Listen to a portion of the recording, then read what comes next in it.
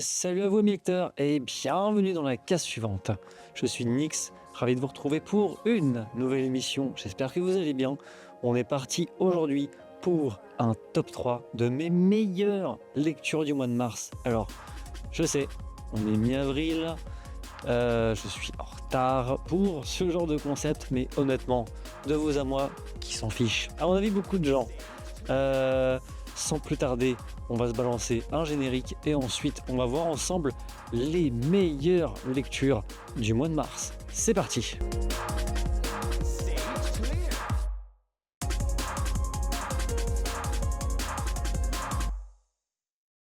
Avant toute chose, si ce n'est pas déjà fait, je vous invite à vous abonner si vous découvrez la chaîne. Moi c'est Nix et sur cette émission qui est la case suivante, on parle en général de ce qui est sorti comics, des meilleures lectures, que ce soit BD, que ce soit franco-belge, comics, manga.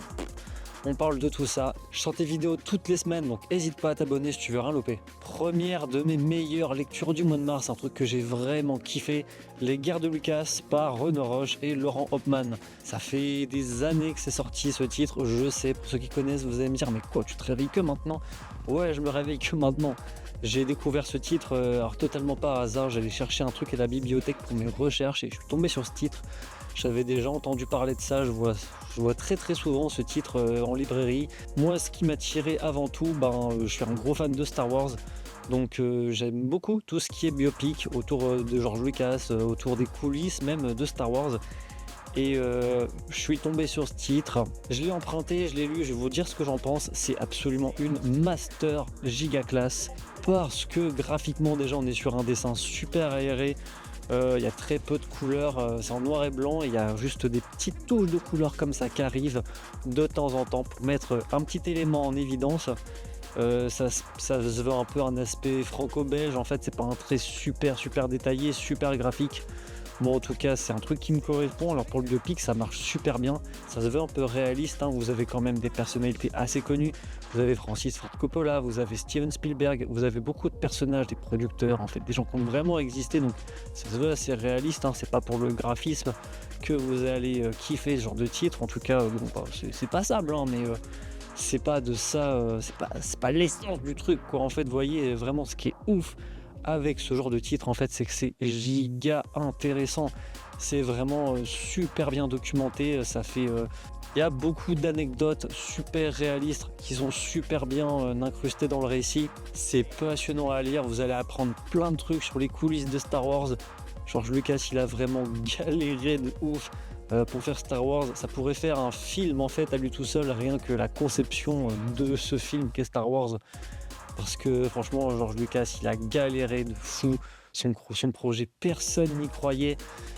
Et il a dû vraiment se battre d'arrache-pied pour ce projet. Ça lui a coûté vraiment des PV dans sa vraie vie. Il a fini à l'hôpital. Il a fait des arrêts cardiaques alors qu'il avait la trentaine. Des arrêts cardiaques, on n'est plus sur des AVC, mais c'est quand même hardcore. Vous l'aurez compris, ce titre, il est vraiment super. Si vous aimez beaucoup Star Wars et si vous êtes passionné, il y a un deuxième tome qui, lui, va se concentrer sur sa période de l'Empire contre-attaque, son deuxième long métrage sur Star Wars, qui était aussi une galère pas possible. Ça, je l'ai pas encore lu, mais j'en entends que du bien. Donc je sais que ça va être une masterclass. Ça, c'est des titres que je vais racheter pour ma collection, parce que vraiment, c'est trop bien, c'est trop bien. Je vous en dis pas plus. Les Guerres de Lucas par Renaud Roche et Laurent Hopman, ça raconte du coup les coulisses de La Guerre des Étoiles, qui est le premier long métrage Star Wars, et c'est une masterclass. Le deuxième titre que je vais présenter, c'est un titre que j'ai présenté il n'y a pas si longtemps dans ma vidéo Achat Comics. Je tenais absolument à en parler parce que c'est absolument une masterclass. Ça fait longtemps que je voulais l'acheter, j'ai pas pu le trouver en occasion, personne ne s'en débarrasse. Ça, c'est très bon signe quand vous ne trouvez pas un comics en occasion, c'est que les gens le gardent. Tellement c'est bien en fait. Et ça se comprend pourquoi. Je vais vous expliquer bien sûr pourquoi vous devriez foncer sur Wonder Woman Dead Earth, que vous lisiez du comics ou pas d'ailleurs, parce que ça c'est un titre super accessible et des titres Wonder Woman, il n'y en a pas beaucoup. Mais alors, qu'est-ce que c'est bien!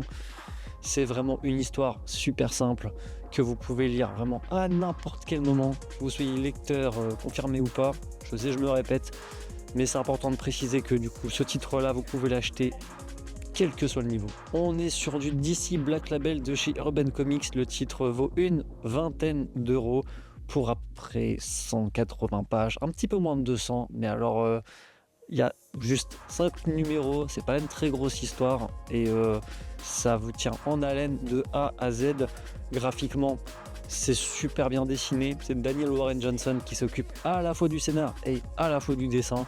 Et si vous connaissez un petit peu Daniel Warren Johnson, vous allez voir que là, il est en pleine bourre dans ce titre. C'est vraiment un super dessin qu'il a. Son trait, il est nerveux. Ça se met super bien dans l'univers post-apocalyptique. Il y a de l'action, il y a de la bagarre, il y a des péripéties de fou. Ça raconte Wonder Woman qui se réveille après des années et des années de cryogénisation un peu. En fait, elle va se réveiller dans un univers post-apocalyptique. Une guerre nucléaire qui a ravagé complètement la planète. Et il y a des peuples humains qui vivent encore sur cette planète et elle va devoir un petit peu comprendre ce qui s'est passé, ce qui a amené là, parce qu'elle a aussi une espèce de perte de mémoire. En fait, elle n'est pas capable de se rappeler de ce qui s'est passé avant son réveil. Et donc, ça va parler de ça. Il y a des espèces de cailloux géants dégueulasses qui grouillent comme ça sur la planète. C'est apocalyptique. Les planches, elles sont brutales. Vous avez vraiment des vraies impressions de grandeur du décor parce que vous savez, il aime bien dessiner le personnage tout petit sur des doubles pages dans des super grands décors là, un peu comme dans Blame. Je sais pas si vous avez la ref, mais vraiment la mise à l'échelle, elle est super bien utilisée. Moi, j'ai vraiment beaucoup aimé le traitement qu'il a fait sur Wonder Woman, Daniel Warren Johnson, parce qu'il a vraiment déconstruit le mythe qu'on se faisait de Wonder Woman, à savoir vraiment l'héroïne qui représentait un peu l'espoir, qui représentait la compassion, alors que là vraiment tout ça vous pouvez oublier, il n'y a absolument aucun espoir, aucune compassion.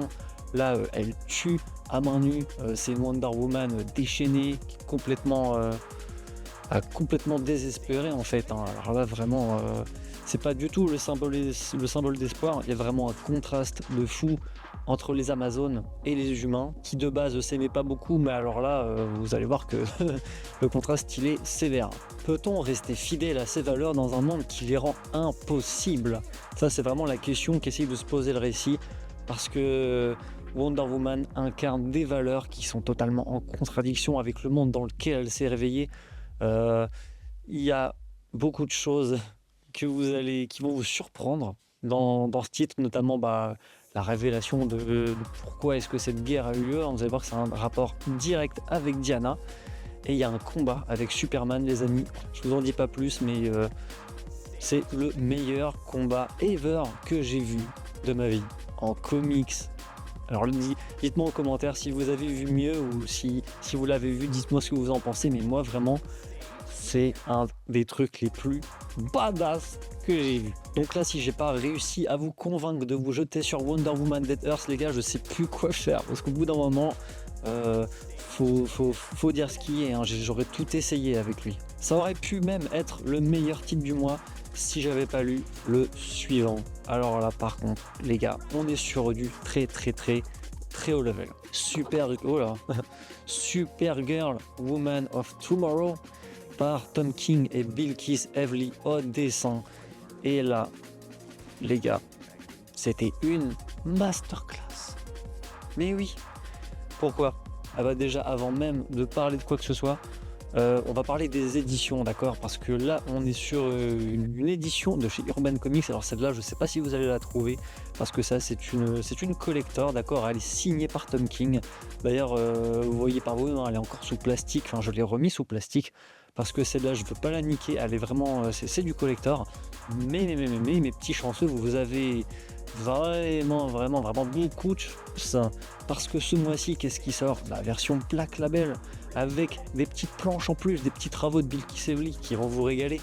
Ça fait plus de 200 pages avec lequel vous allez vous enjailler visuellement, ça va être magnifique. Moi j'ai opté pour cette version là, j'ai payé un petit peu plus cher, mais parce que c'est la passion, vous savez. Qu'est-ce que je peux dire ensuite sur l'édition? Vous avez une... Alors faites-moi plaisir, par pitié, ne prenez pas cette cover là, la cover avec l'affiche du film là. Vraiment, faites-moi plaisir. Prenez une vraie cover, prenez soit cette édition la Black Label qui est sortie, qui est absolument magnifique, ou même l'édition d'avant, qui était très bien aussi, hein. C'était pas une Black Label, mais bon, la version elle est quand même super cool. Mais par pitié, qu'est-ce qui vous prend en fait de faire des covers comme ça d'affiches de films? Oh, ça part. Merde, soutenez un peu les artistes qui font des covers, c'est quoi ça? Je suis pas d'accord. Mais bon, bref, passons. Pour le trait de Bilquis Evely dans cet ouvrage est tout simplement incroyable. C'est pas la première collaboration qu'ils font ensemble avec Tom King, mais on va déjà commencer, si vous voulez bien, par parler de celui-ci parce que le dessin est absolument incroyable. Il est épique. Elle fait des doubles planches avec des compositions, des textures, un trait et en plus c'est mis en valeur avec des couleurs. Mais c'est juste parfait en fait. Je sais même pas comment le dire, à quel point le dessin il est exceptionnel. J'en arrive à oublier que l'histoire aussi il est tout autant. Mais là pour le coup, niveau dessin, on est vraiment sur ce qui se fait de mieux en comics. L'histoire elle est toute simple les amis. C'est l'histoire de base, on est sur une planète extraterrestre. Et on a des humanoïdes sur cette planète, dont une petite fille qui s'appelle Roussi. Ok, cette petite fille est en quête de vengeance car son père est assassiné par un brigand qui s'enfuit, on ne sait pas trop où, et en fait, en le poursuivant dans sa quête, elle va tomber sur Supergirl qui du coup est sur sa planète en train de se bourrer la gueule dans un bar. Et elle décide comme ça de la recruter un peu comme une mercenaire, mais alors elle est pas du tout chaude pour... elle lui dit que la vengeance c'est quelque chose qui sert à rien, que de toute façon ça ne ramènera pas son père, mais elle en fait elle en a rien à faire. Bon aussi tout ce qu'elle veut c'est... Enfin tout ce qu'elle connaît de Supergirl c'est la légendaire guerrière en fait, tout simplement c'est le mythe de l'espoir même. Sauf que elle est pas du tout dans ce mode-là et elle va quand même accepter de partir avec elle comme ça dans l'espace à la recherche de ce gars qui a buté son père. Donc un récit de vengeance, de voyage, d'aventure à travers la galaxie de deux femmes en quête d'un assassin. Et c'est tout simplement incroyable. Parce que quoi? Parce qu'au cours de ce récit, on va vraiment apprendre à connaître déjà en profondeur les deux personnages. On a encore une fois une déconstruction totale de Supergirl qui a souvent été l'équivalent même de Superman, mais version féminine. Là en fait on a une reverse un peu, c'est un personnage traumatisé par la perte de sa planète Krypton. Superman c'était un bébé en fait quand Krypton a été détruite. Ce qui veut dire qu'en fait, lui, il n'a pas vécu de près la destruction de sa planète. Alors que Kara, elle avait 14 ans, elle a vu le truc se décomposer très très lentement. En fait, Krypton n'est pas disparu en un jour. Elle a vraiment vécu ça au fur et à mesure des étapes jusqu'à finalement perdre tout le monde. Et de ça, on garde des traumatismes super durs. Et ça fait qu'en fait c'est une faiblesse pour elle, elle s'alcoolise, elle erre comme ça sans but.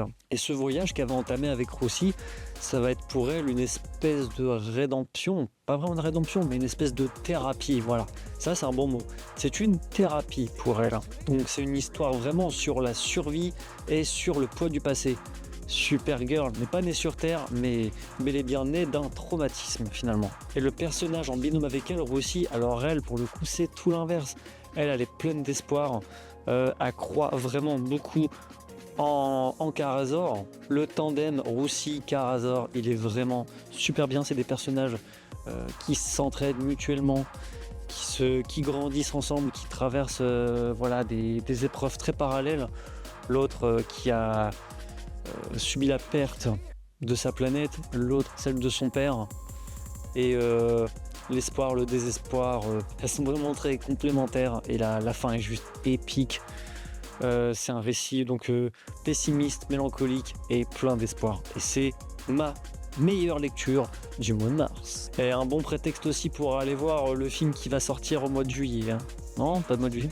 Et le film sort bientôt, je pense que c'est pour ça que le titre a été poussé en avant, je sais pas à quel point ça va s'en inspirer, mais sachez quand même qu'il y a beaucoup de chances que le film soit un peu moins bien que ça. Moi je vous conseille d'abord de lire le livre, et après peut-être on ira voir le film, enfin moi je vais le voir en tout cas, ça c'est sûr. Et peut-être même que je vous dirai ce que j'en ai pensé en vidéo, pourquoi pas, et c'est peut-être une idée. Merci les amis d'avoir suivi cette vidéo, c'était mes 3 meilleures lectures du mois de mars, en retard. Oui, J'espère que ça vous a plu. N'hésitez pas à vous abonner, commenter, liker. Comme d'habitude dans les commentaires, je vous laisse le soin de me dire ce que vous en avez pensé. Si vous avez, vous, des super bonnes lectures à recommander, ce que vous avez lu de mieux là récemment, là ce mois-ci, là c'est Absolute, c'est Battle Beast, il y a vraiment des super bonnes lectures, je me régale de fou en ce moment. Je vous laisse ici, on se voit bientôt pour une nouvelle vidéo. C'était Nix et je vous donne rendez-vous très bientôt dans la caisse suivante. Salut les gars!